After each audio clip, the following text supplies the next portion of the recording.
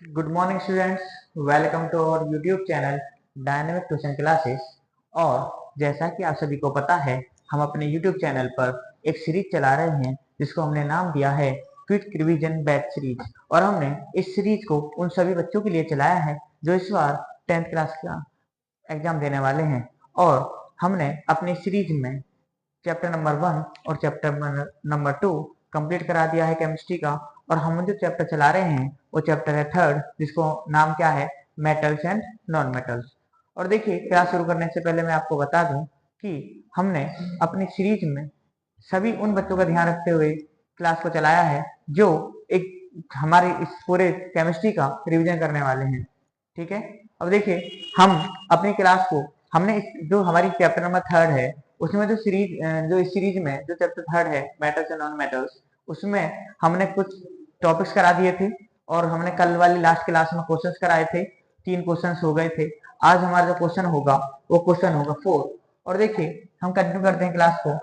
हमारा जो question number 4 है वो ये लिखा हुआ है, during the reaction of some metals with dilute chloric hydrochloric acid. देखिए, अगर कोई रिएक्शन होगी कुछ मेटल्स के साथ, किसकी, विद डाइल्यूट हाइड्रोक्लोरिक एसिड, जिसको कहते हैं HCl, मतलब तो हमारी क्या कंडीशन, तो आपको बताना है following observations were made by student. तो देखिए हुआ क्या, मैं अगर आपको इसकी हिंदी में समझाऊं, क्वेश्चन ये कह रहा है कि आपने कुछ मेटल्स की रिएक्शन डायरेक्ट HCl के साथ कराई, तो एक स्टूडेंट था, उसने क्या क्या ऑब्जर्व करेगा और कुछ क्वेश्चंस के आंसर हमें देने हैं। जैसे पहला क्वेश्चन है, silver does not show any change. जो हमारा सिल्वर होता है Ag, इसको क्या कहते हैं, Ag, सिल्वर जो होता है डायल्यूट HCl के साथ कोई रिएक्शन में चेंजेस नहीं देता, मतलब रिएक्शन नहीं करता। सिल्वर क्या होता है, Ag, और हम उसे रिएक्शन करें डायल्यूट HCl के साथ, तो उसने बोला कि चेंजेस नहीं आएगा। क्या, क्यों? देखिए, मैं आपको बता दूं, मुझे लगता होगा कि शायद मैंने लास्ट क्लास में आपको एक सीरीज कराई थी, रिएक्टिविटी सीरीज। और मैं ये मानता हूं कि आप सीरीज को पढ़ पाए होगे। अगर अगर नहीं पढ़ पाए हो तो पहले उस सीरीज को आप क्या करो, ओपन करके देख लीजिए। और उसमें लिख रहा होगा कि आपका, देखिए आंसर में समझ में आ जाएगा, as silver is placed below the hydrogen. उस सीरीज में जो सिल्वर है, Ag है, वो रिएक्टिविटी सीरीज में क्या क्या होता है, नीचे होता है, जो क्या है, लेस रिएक्टिव है। इसका मतलब हम ये कह सकते हैं, सिल्वर जो होता है हाइड्रोजन से लेस रिएक्टिव होता है, हाइड्रोजन से सिल्वर लेस रिएक्टिव होता है, जिससे उसे डिस्प्लेस नहीं कर पाता, इससे रिएक्शन नहीं होती। ठीक है, तो यही लिखा हुआ है, as silver is placed below the hydrogen reactivity series में हमारा जो सिल्वर है वो हाइड्रोजन से नीचे है, जो लेस रिएक्टिव है। It does not react with dilute HCl, इस वजह से वो डाइल्यूट HCl के साथ रिएक्शन नहीं करता। उसके बाद इसी से दूसरा क्वेश्चन ये है कि उसने ये ऑब्जर्व किया कि some bubbles of gases are seen, कि कुछ गैसेस के बबल्स बाहर आए, मतलब दिखे, when lead is react with acid. अगर लेड को, किसको, लेड जिसको कहते हैं पीबी, क्या कहते हैं, पीबी, अगर लेड को रिएक्शन करा है उसी एसिड के साथ, एसिड कौन सा था, डाइल्यूट HCl, तो कुछ बबल्स दिखे, वो क्या थे। तो देखिए, जो हमारा लेड है, लेड को हमने रिएक्शन कराई किसके साथ, डाइल्यूट हाइड्रोक्लोरिक एसिड के साथ, डाइल्यूट हाइड्रोक्लोरिक एसिड। तो जो हमने डाइल्यूट HCl के साथ एसिड के साथ रिएक्शन कराई, तो हमें क्या मिला, एक तो लेड क्लोराइड मिला, और हमारी जो हाइड्रोजन गैस है वो इवोल्यूट हो गई। तो हमारी हाइड्रोजन गैस की वजह से हमारा क्या हुआ, बबल्स हमें सीन हुए। तो देखिए, उस स्टैंड को तो सीन हुए थे, bubbles are seen due to the evolution of hydrogen gas. क्यों हुए थे, क्योंकि हाइड्रोजन गैस का इवोल्यूशन होता है। उसके बाद थर्ड क्वेश्चन ये है, इसी का मतलब C part, the reaction of sodium is form, मतलब जो है, जो रिएक्शन है सोडियम की वो फाउंड होगी टू बी हाईली एक्सप्लोजिव, कि सोडियम के साथ HCl जो होता है एक हाईली एक्सप्लोजिव फॉर्म करता है। क्यों, क्योंकि जो सोडियम है वो हमारा हाईली रिएक्टिव होता है। तो देखिए, ये जो क्वेश्चन है, ये क्वेश्चन हमारा रिएक्टिविटी सीरीज के बेस पर है। अगर आपको रिएक्टिव सीरीज आती है तो इसका क्वेश्चन आसानी से जवाब दे सकते हो, अगर नहीं आती तो तुम्हें जवाब देने में थोड़ी प्रॉब्लम होगी। तो देखिए, ये है कि सोडियम जो होता है वो हाईली रिएक्टिव मेटल होता है, और it react with dilute HCl, जो डाइल्यूट HCl के साथ रिएक्शन करता है vigorously with evolution of heat, और उससे साथ साथ क्या निकलता है, हीट बाहर निकलती है। इसलिए हम कह सकते हैं कि जो हमारा रिएक्शन है सोडियम के साथ वो हाईली एक्सप्लोजिव होता है। क्या होता है, हाईली एक्सप्लोजिव होता है। नोट डाउन कीजिए, आगे चलते हैं। हाँ भाई, आगे देखिए, आगे हमारा अगला क्वेश्चन है और क्वेश्चन नंबर है, वो क्वेश्चन क्या है, क्वेश्चन नंबर है 5। क्या है, क्वेश्चन नंबर 5। और क्वेश्चन नंबर 5 क्या कहता है, state the reason for the following. आपको कुछ क्वेश्चन दिए हुए हैं, उनके रीजन एक्सप्लेन करने हैं। अब देखिए क्वेश्चन जो है वो क्वेश्चन है आपका इंपॉर्टेंट क्वेश्चन है, बोर्ड के नजरिए से अगर हम देखें तो क्या है, non metals can not displace hydrogen from the acid. इसने बोला है कि जो नॉन मेटल्स होते हैं वो हाइड्रोजन को डिस्प्लेस नहीं करते फ्रॉम एसिड। ठीक है, देखिए non metal can not displace hydrogen from the acid. क्यों क्यों नहीं करते, नॉन मेटल्स, मेटल्स डिस्प्लेस करते हैं हाइड्रोजन को लेकिन नॉन मेटल्स नहीं करते, क्यों, रीजन बताना है। तो देखिए non metals are electron acceptor. जो नॉन मेटल होते हैं वो खुद इलेक्ट्रॉन लेते हैं। नॉन मेटल्स क्या है, इलेक्ट्रॉन एक्सेप्टर है। They can not supply electron, ये इलेक्ट्रॉन सप्लाई नहीं करते, so to convert S positive ion, ये इलेक्ट्रॉन सप्लाई नहीं करते जिसकी वजह से वो एस पॉजिटिव आयन में कन्वर्ट कर सके टू एस2 गैस, किसको, एस2 गैस को। उसके बाद दूसरा क्वेश्चन ये है, hydrogen is not a metal, hydrogen metal तो नहीं है, yet is place in the reactivity series of metal. देखिए हाइड्रोजन मेटल नहीं है, नॉन मेटल है, फिर भी इसे एक्टिविटी सीरीज में क्यों रखा जाता है। भाई जो मेटल्स की रिएक्टिविटी सीरीज है उसमें फिर भी क्यों रखा जाता है, आपको ये बताना है। तो देखिए लाइक मेटल्स, जो मेटल्स की तरह हाइड्रोजन जो है can lose an electron, hydrogen भी क्या करता है, इलेक्ट्रॉन को लूज करता है, क्या करता है, इलेक्ट्रॉन को डोनेट करता है, देता है, और to form a positive charge as positive ion, और क्या फॉर्म करता है, एस पॉजिटिव आयन फॉर्म करता है। तो देखिए इस वजह से ही हम हाइड्रोजन को एक्टिविटी सीरीज में रखते हैं। उसके बाद हमारा थर्ड क्वेश्चन ये है, एल्यूमिनियम जिसका सिंबल क्या है, L, is more reactive than iron. जो हमारा एल्यूमिनियम है वो आयरन से ज्यादा रिएक्टिव होता है। Yet it's corrosion is less than that of iron, लेकिन इसका जो कोरोजन प्रोसेस है, मतलब जिसको कहते हैं जंग का लगना, फिर भी लोहे से कम है, आयरन से कम है। क्यों, ज्यादा रिएक्टिव होने के बाद भी कम क्यों है, ये बताना है। देखिए इसी का रीजन मैंने आपको फर्स्ट चैप्टर में भी बताया था, और देखिए हम एक्सप्लेन कर देता हूँ क्या है।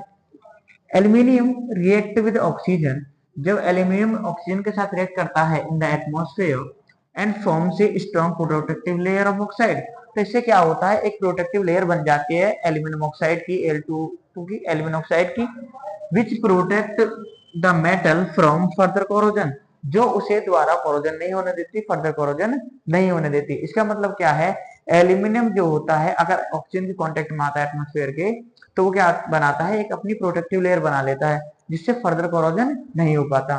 तो इसी का रीजन ये है। क्वेश्चन क्या था, एल्यूमिनियम जो होता है मोर रिएक्टिव होता है आयरन से, फिर भी जो होता है yet corrosion is less than iron, फिर भी कोरोजन क्या होता है, उससे कम होता है।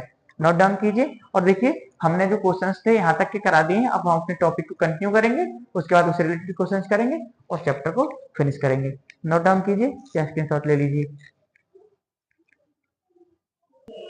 हेलो, हाँ भाई, अब देखिए हमने आपसे पहले ही बोला था कि हमने अपने इस चैप्टर को दो पार्ट्स में डिवाइड किया है, जिसमें हमने एक पार्ट कंप्लीट करा दिया है और हमारा अब जो सेकंड पार्ट है वो स्टार्ट होता है। तो जो सेकंड पार्ट है वो सेकंड पार्ट क्या है कि आयनिक कंपाउंड। पहले हमने स्टार्ट किया है आयनिक कंपाउंड से कि आयनिक कंपाउंड होते क्या हैं। The compound found by the transfer of electron, ऐसे कंपाउंड जो कब फॉर्म होंगे, जब इलेक्ट्रॉन का ट्रांसफर होगा, कहां से ट्रांसफर होगा, from a metal to a non metal. जब किसी मेटल से नॉन मेटल को इलेक्ट्रॉन का ट्रांसफर होता है उस समय जो कंपाउंड बनते हैं उन कंपाउंड को कहते हैं क्या, आयनिक कंपाउंड और इलेक्ट्रोवैलेंट कंपाउंड। क्या कहते हैं, इलेक्ट्रोवैलेंट कंपाउंड। उसके बाद आयनिक कंपाउंड की प्रॉपर्टीज क्या है, देखिए प्रॉपर्टीज ऑफ आयनिक कंपाउंड, हमने हेडिंग लिखी है प्रॉपर्टीज ऑफ आयनिक कंपाउंड क्या होती है। पहली प्रॉपर्टी है फिजिकल नेचर, क्या है, फिजिकल नेचर। तो they are solid and hard, जो हमारे आयनिक कंपाउंड होते हैं वो सॉलिड होते हैं, हार्ड होते हैं, और जनरली क्या होते हैं, ब्रिटिल होते हैं। क्या होते हैं, जनरली ब्रिटिल होते हैं। अब आपको एक वर्ड दिख रहा होगा ब्रिटिल, आप पूछोगे सर ये बताइए कि ब्रिटिल क्या है। तो देखिए मैंने आपको लिख भी दिया है ब्रिटिल क्या है, the property of a substance, किसी सब्सटेंस की वो property to get easily broken और क्रैक्ड, जो आसानी से टूट जाए या क्रैक हो जाए, कब, जब वैन हैमर्ड, जब उसे हम हथौड़ा मारे, हैमर करें, तब, उसी को कहते हैं ब्रिटल, उसको क्या कहते हैं, ब्रिटल। उसके बाद जो सेकंड प्रॉपर्टी है वो है मेल्टिंग एंड बॉइलिंग पॉइंट। क्या है, melting point and boiling point. तो जनरली जो भी हमारे यानी कंपाउंड होते हैं उनका मेल्टिंग और बॉइलिंग पॉइंट जो होता है वो क्या होता है, हाई होता है। क्या होता है, हाई होता है। तो देखिए हमने लिखा है they have high melting and boiling point, उनका मेल्टिंग एंड बॉइलिंग पॉइंट क्या होता है, हाई होता है। अगली जो हमारी थर्ड प्रॉपर्टी है वो है सॉल्युबिलिटी। क्या है, अगली प्रॉपर्टी है सॉल्युबिलिटी। सॉल्युबिलिटी का मतलब है कोई चीज सॉल्युबल है या नहीं है, मतलब किसी चीज में घुलनशील है या नहीं है। तो देखिए जनरली हम देखते हैं ये सॉल्युबल होता है वाटर में, जितने आयनिक कंपाउंड होते हैं वाटर में सॉल्युबल होते हैं एंड इनसॉल्युबल होते हैं इन सॉल्वेंट सच एज। कौन कौन से सॉल्वेंट में, जैसे केरोसिन हुआ, पेट्रोल हुआ, ये सारे आगे जो होते हैं इनमें इनसॉल्युबल होते हैं। इसका मतलब हमें पता पड़ा कि आयनिक कंपाउंड पानी में तो घुल जाते हैं, लेकिन जो हमारे पेट्रोलियम कंपाउंड होते हैं जैसे केरोसिन, पेट्रोल वगैरह इनमें नहीं डिजोल्व हो पाते। उसके बाद हमारी अगली प्रॉपर्टी है कंडक्शन ऑफ इलेक्ट्रिसिटी।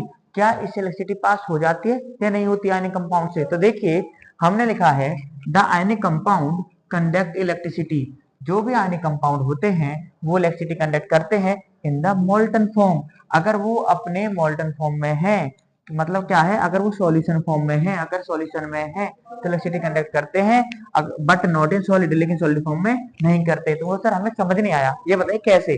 देखिए हमारा अगर हमने आपको दिया सॉल्ट, अगर सॉल्ट का जो आपने जो मोटा नमक होता है, ठीक है, अगर सॉल्ट से इलेक्ट्रिसिटी पास कराओगे नहीं होगी, लेकिन अगर उसी का सॉल्यूशन बना दो सॉल्ट का तो उससे इलेक्ट्रिसिटी पास हो जाएगी। इसका मतलब आयनिक कंपाउंड अगर मोल्टन स्टेट में हो, सॉल्यूशन फॉर्म में हो तो आयनिक करंट पास करेंगे, अगर सॉलिड स्टेट में होंगे तो नहीं करेंगे। ये हमारी थी physical properties of ionic compound. Note down कीजिए, आगे चलते हैं। और देखिए अगर वॉइस का कुछ इश्यू हो रहा हो तो देखिए एडजस्ट कीजिए, वैसे मुझे नहीं लगता कि इश्यू हो रहा होगा। हाँ भाई, अब आगे देखिए, आगे अभी मैंने आपको बताया कि जो हमारा आयनिक कंपाउंड होता है वो सॉलिड फॉर्म में इलेक्ट्रिसिटी कंडक्ट नहीं करता, लेकिन आपका मोल्टन फॉर्म में करता है। और आप क्वेश्चन पूछोगे सर ऐसा क्यों, तो देखिए मैंने लिखा है why ionic compound conduct electricity in liquid state. जो आयनिक कंपाउंड होते हैं वो लिक्विड स्टेट में इलेक्ट्रिसिटी कंडक्ट करते हैं but not in solid state. क्यों नहीं करते, उसका रीजन ये है कि देखिए जो सॉलिड स्टेट होता है उसमें जो आयंस होते हैं वो जो हमारे बहुत ही क्लोज्ड पैक होते हैं, क्या होते हैं, बहुत ही क्लोज पैक। उनके बीच का जो गैप होता है, मॉलिक्यूल्स के बीच का गैप, वो बिल्कुल नहीं होता। लेकिन ऐसा लिक्विड स्टेट में नहीं होता, उनका जो गैप है दूर होता है। जैसे मैंने समझाया है कि देखिए ये सॉलिड स्टेट है, आप देखिए negative charge, positive ions, negative ions, positive ions, ये बहुत ही क्लोजली पैक है। आपको दिख रहा होगा डायग्राम में कि बहुत ही क्या है, क्लोजली पैक है। देखिए यहाँ negative positive, negative positive, negative positive, फिर इस पॉजिटिव है तो यहाँ नेगेटिव, नेगेटिव के नीचे पॉजिटिव। तो इसका मतलब क्या है, ये सारे आयंस बहुत क्लोजली पैक होते हैं। तो मैंने लिखा है ions fix in a lattice. ये आयंस एक लैटिस बनाते हैं जो फिक्स होते हैं एंड कैन नॉट मूव, और क्या मूव नहीं करते। जब आयंस मूव नहीं करेंगे इलेक्ट्रॉन का ट्रांसफर नहीं होगा, इलेक्ट्रॉन का ट्रांसफर नहीं होगा तो इलेक्ट्रिसिटी कंडक्ट नहीं होगी। सिमिलरली अब सर मूवमेंट कैसे होगा, तो देखिए मैंने यहाँ लिखा है नेगेटिव नेगेटिव पॉजिटिव, फिर नेगेटिव नेगेटिव, नेगेटिव के साथ पॉजिटिव पॉजिटिव, मतलब नेगेटिव क्या होते हैं एनायन, पॉजिटिव क्या होते हैं कैटायन। तो देखिए जो पॉजिटिव वाले हैं ये मूव कर रहे हैं टू नेगेटिव की तरफ, और जो नेगेटिव वाले मूव कर रहे हैं टू पॉजिटिव की तरफ। तो इसमें क्या है, ions can now move, ions move करने लगे, और जब आयंस मूव करेंगे तो इलेक्ट्रॉन ट्रांसफर होंगे, और इलेक्ट्रॉन ट्रांसफर होंगे इस वजह से इलेक्ट्रिसिटी कंडक्ट होगी। ठीक है, तो यही रीजन आपको लिखना है और यही डायग्राम को एक्सप्लेन कर देना अगर आपसे क्वेश्चन आए। उसके बाद अब देखिए हमें है अकरेंस ऑफ मेटल, कि मेटल की अकरेंस क्या है। अकरेंस ऑफ मेटल जो होता है उसमें हम पढ़ेंगे मिनरल्स क्या है और ओर्स क्या है।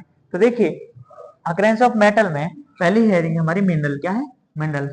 तो देखिए द एलिमेंट और कंपाउंड, दो द एलिमेंट और compound which occur naturally in the earth crust. वो एलिमेंट या कंपाउंड जो नेचुरली अर्थ क्रस्ट में मिलते हैं। अर्थ क्रस्ट का मतलब जो अर्थ की लेयर जमीन है उसे अगर खोदें, वो एलिमेंट या कंपाउंड जो नेचर के द्वारा हमें अर्थ क्रस्ट में मिलते हैं उनको कहा जाता है मिनरल्स। क्या कहा जाता है, मिनरल्स। अब कहोगे सर आप ये बताइए मिनरल में फिर ओर में डिफरेंस क्या है, अर्थ क्रस्ट में तो और भी मिलते हैं। तो देखिए जो हमारा ओर के अंदर ही आता है मिनरल। कैसे, ओर जो है, ओर एक टाइप का मिनरल है that contain very high percentage of particular metal. जब किसी मेटल की हाई परसेंटेज हो, क्या ज्यादा मात्रा में पाया जाए, मतलब कोई भी मिनरल, देखिए मिनरल, कोई भी मिनरल आपका अर्थ क्रस्ट में ज्यादा मात्रा में पाया जाए वही कहलाता है ओर। क्या कहलाता है, ore. And the metal can be profitably extracted, मतलब जो हम इस ज्यादा मात्रा में बाहर निकाल सके फ्रॉम इट, ऐसे मिनरल को कहा जाता है ओर। इसका मतलब जो मिनरल और होता है वो भी मतलब क्या एक तरह से मिनरल ही है। क्या है? मिनरल ही है। ठीक है, अब देखिए नोट डाउन कीजिए, मेरी बात सुनिए। हम क्या है, हम अपनी क्लास को आज इतना ही रखते हैं, नेक्स्ट क्लास में कंटिन्यू करेंगे और हमारा जो चैप्टर है लगभग 2 या 3 क्लास में कंप्लीट हो जाएगा। देखिए आप सभी को हमारे चैनल को शेयर करना है और अगर अभी तक सब्सक्राइब नहीं किया है तो सब्सक्राइब करना है। Thank you to all.